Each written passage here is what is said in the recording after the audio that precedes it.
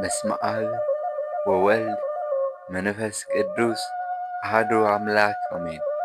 ለአምላክ በሚሆን በአብ በወልድ በመንፈስ ቅዱስ ስም በማመን የግንቦት አንድ ቀን እመቤታችን የቅድስት ድንግል ማርያም የልደቷን ታሪክ እንተርካለን።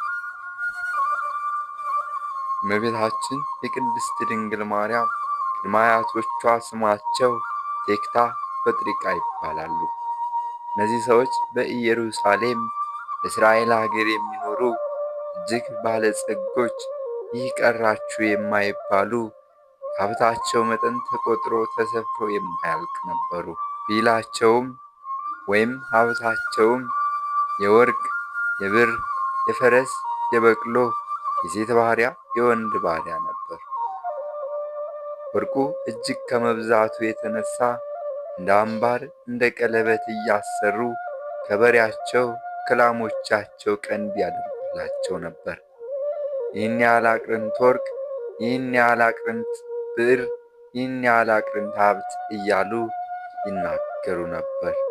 ነገር ግን የቀረው በከብቶቹ ቀንድ ላይ ያልተደረገው የሀብታቸው መጠን ቁጥር ስፍር የለውም ነበር። ከዕለታት በአንደኛው ቀን ከቤተ መዛግብት ገብተው የገንዘባቸውን ብዛት የሀብታቸውን መጠን ባዩ ጊዜ ቴክታ እኔ መካን፣ አንቺ መካን፣ ይህ ሁሉ ገንዘብ ለማን ይሆናል አላት ሚስቱም እጅግ እያዘነች እግዚአብሔር ልጅ ከእኔ ባይሰጥህ ወይ ደግሞ ከሌላ ሊሰጥ ይችላልና ሌላ ሴት አግብተህ ውለድ አለችው። ይህንንስ እንደማላደርገው አምላከ እስራኤል ቅዱስ እግዚአብሔር ያውቃል አላት። በዚህን ጊዜ ሁለቱም እጅግ በሐዘን ወደቁ። በዛው ላይም መሽቶ ስለነበር ተኙ። በተኙም ሰዓት ራእይን አዩ። ራእዩም ይህ ነበር። ነጭ እምቦሳ ከበረታቸው ስትወጣ እምቦሳይቱ እምቦሳ እየወለደች እስከ 6 ትውልድ ስትደርስ፣ ስድስተኛይቱ ደግሞ ጨረቃን፣ ጨረቃ ደግሞ ፀሐይን ስትወልድ አዩ። በሀገራቸው መፈክረ ሕልም አለና ሂደው ነገሩት። ደግ ልጅ ትወልዳላችሁ፣ ጨረቃይቱ ከፍጡራን በላይ የምትሆን ልጅ ትወልዳለች። የፀሐይ ነገር ግን አልተገለጸልኝም፣ እንደ ነቢይ እንደ ንጉሥ ያለ ይሆናልም አላቸው። ጊዜ ይፍተው ጊዜ ይተርጉመው ብለው መፈክረ ሕልሙን ትተው ወደ ቤታቸው ተመለሱ። ከዚህ በኋላ የቴክታ ባለቤት ጴጥሪቃ ጸነሰች፣ ወለደችም። ስሟንም ሄሜን አለቻት። ረከብኩ ስለቴ ረከብኩ ተምኔቴ ማለት ነው። ሄሜን ደርዴን ወለደች። ደርዴ ቆናን ወለደች። ቆና ሲካርን ወለደች። ሲካር ሄርሜላን ወለደች። ሄርሜላ ሐናን ወለደች። ሐና ካለመጠን ስትደርስ ከቤተ ይሁዳ ለተወለደ ኢያቄም ለሚባል ደግ ሰው አጋቧት። ይህ በቅድመ አያቶቿ ላይ የነበረው መካንነት አሁንም ሐና ላይ አጋጠማት። ነገር ግን እንደ አያቶቿ በሀብት ወይም በጸጋ የበለጸገች አልነበረችም።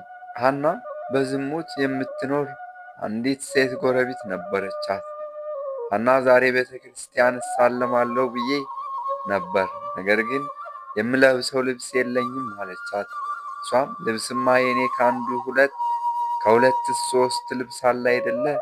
አንዱን ለብሰሽ ሄደሽ ቤተ ክርስቲያን ተሳልመሽ ነይ አለቻት። ሐናም ያንቺን ልብስ አልለብስም፣ አንቺ ልብስ የተሰበሰበው በዝሙትና በኃጢአት ነውና ይህ በዝሙት በኃጢአት የተሰበሰበ የረከሰ ልብስ እግዚአብሔር ቤተ መቅደስ አይመጥንምና አንቺን ልብስ እለብስ ዘንድ አይገባኝም አለች። ምክንያቱም እግዚአብሔር ንጹሕ ባሕርይ ነውና ንጹሕ ነገር ይወዳል።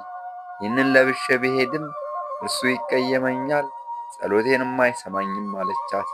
ሐና እኔ በምን ምክንያት ልጅ ነሳት እያልሁ ስለ አንቺ አዝንልሽ እጸልይልሽና እንዲሁ ታሳዝኝኝ ነበር። እነሆ ለካ እንደ ድንጋይ አድርቆሽ ያስቀረሽ ይህ ክፋትሽ ነው አለቻት። በዚህም ቅድስት ሐና ልቧ በሐዘን ተነካ፣ እጅግ አዘነች።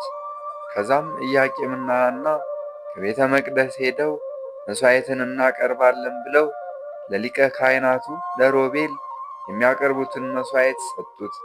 ሊቀ ካህናቱ ሮቤልም እናንተማ ብዙ ተባዙ ብሎ ለአዳም የነገረውን የቃል ኪዳን ተስፋ ወይም ለአዳም የገባለትን ቃል ኪዳን ለአባታችን ለአብርሃም የገባለትን ቃል ኪዳን ያስቀረባችሁ ርጉማን አይደላችሁምን? እግዚአብሔር ቢጠላችሁ ነው እንጂ ቢወዳችሁማ ልጅ ይሰጣችሁ አልነበረምን? መሥዋዕታችሁንስ እንዴት አድርጌ እቀበላለሁ? መሥዋዕታችሁን አልቀበላችሁም፣ ከዚህ ሂዱ አላቸው። በዚህን ጊዜ ሁለቱም መሥዋዕታቸውን ሳይቀበላቸው እያዘኑ እየተከዙ ወደ ቤታቸው ተመለሱ። ሌላኛው መልኩ ከአይሩገ ከሽማግሌዎች እስራኤል የወለዱ ሰዎች የሚመገቡት ተረፈ መሥዋዕት ነበር። ያንንም ነሷቸው። እያዘኑ ሲመለሱ ከዛፍ ስር ተቀምጠው ርግቦች ከልጆቻቸው ጋር ሲጫወቱ አዩ። እጽዋቶችም አብበው አፍርተው አይተዋቸዋል። በዚህን ጊዜ እርግብን በባሕርያቸው እንዲራቡ እጽዋትን እንዲያብቡ እንዲያፈሩ የምታደርግ የኔን ተፈጥሮዬ ከድንጋይ የሆነ ልጅ የነሳኸኝ ስለምንድን ነው ብላ አዘነች። ከቤታቸውም ሄዱ። ከቤታቸው በደረሱ ጊዜ ስለትን ተሳሉ። ወንድ ልጅ ብትሰጠን ወይም ወንድ ልጅ ብንወልድ ወጥቶ ወርዶ አርሶ ቆፍሮ ይርዳን አንልም። ቤተ እግዚአብሔር አንጣፊ ጋራጅ ሆኖ ይኖራል። ሴት ብንወልድ እንጨት ሰብራ ውሃ ቀድታ ትርዳን አንልም። ለቤተ እግዚአብሔር መሶበ ወርቅ ሰፍታ መጋረጃ ፈጥራ ትኑር ብለው ብፅዓት ገቡ። የሐምሌ 30 ዕለት። በዚህን ጊዜ ቅድስት ሐና ራእይን አየች። እንዲሁ ራእዩም ይህ ነበር። ጸምር ለኢያቄም ሲያስታጥቁት መቋሚያ አፍርታ ፍጥረት ሁሉ ሲመገባት አየው ብላ ነገረችው። እሱም ደግሞ በተራው ጸዳለ ርግብ 7ቱን ሰማያት ሰንጥቃ መታ በራስሽ ላይ ስታርፍ በቀኝ ጆሮሽ ገብታ በማኅፀንሽ ስታድር አየው ብሎ ያዩትን ራእይ ተጨዋወቱ። በሀገራቸው መፈክረ ርማልና ሂደው ነገሩት። ደግ ልጅ ትወልዳላችሁ አላቸው። አንተስ አልፈታኸውም፣ ጊዜ ይፍታው ብለው ተመልሰው ወደ ቤታቸው ሄዱ። በነሐሴ በ7 ቀን መልአክ መጥቶ ደግ ልጅ ትወልዳላችሁ ብሏቸው በብስራተ መልአክ በፈቃደ አምላክ እመቤታችን ተጸነሰች። በተጸነሰችም ጊዜ ብዙ ታምራት ተደረጉ። ቤርሳቤ የምትባል አክስት ነበረቻት። አንድ ዓይኗ ነበረችና ሐና እግዚአብሔር በረድኤት ጎበኘሽ መሰለኝ፣ ጡትሽ ጠቁሯል፣ ከንፈርሽ አሯል ብላ ማኅፀኗን ዳሳ ዓይኗን ብታሸው በርቶላታል። ይህንን አብነት አድርገው ሕሙማን ሁሉ ማኅፀኗን እየዳሰሱ የሚፈወሱ ሆነዋል። ዳግመኛም ሳምናስ የሚባል ያጎቷ ልጅ ነበር። ይህ ሰውም ከዕለታት በአንድ ቀን ሞተ። ተወደው ነበርና የአልጋውን ሸንኮሪታ እየዞረች ስታለቅስ ጥሏዋ ቢያርፍበት ተነስቶ ሰላም ለኪ ኦ እምኄውእቱ ለዘገብረ ሰማይ ወምድር ብሎ ከመፈክረ ሕልም የቀረውን ተርጉሞላታል። ከዚህ በኋላ አይሁድ ለምቀኝነት አያርፉምና ቀድሞ ከእነዚህ ወገን የሚሆኑ ዳዊት፣ ሰሎሞን 40 ዘመን እንደ ሰም አቅልጠው እንደ ገል ቀጥቅጠው ገዙን። ደግሞ ከዚች የተወለደ እንደምን ያደርገን ይሆን ብለው በጠላትነት ተነሱባቸው። መልአክ ኢያቄምን አድባረ ሊባኖስ ይዛት ሂድ ብሎት አድባረ ሊባኖስ ሂዳ እመቤታችን ቅድስት ድንግል ማርያም በሊባኖስ ተራራ በግንቦት 1 ቀን ተወለደች። ስብሐት ለእግዚአብሔር ወለወላዲቱ ድንግል ወለመስቀሉ ክቡር። ይቆየን።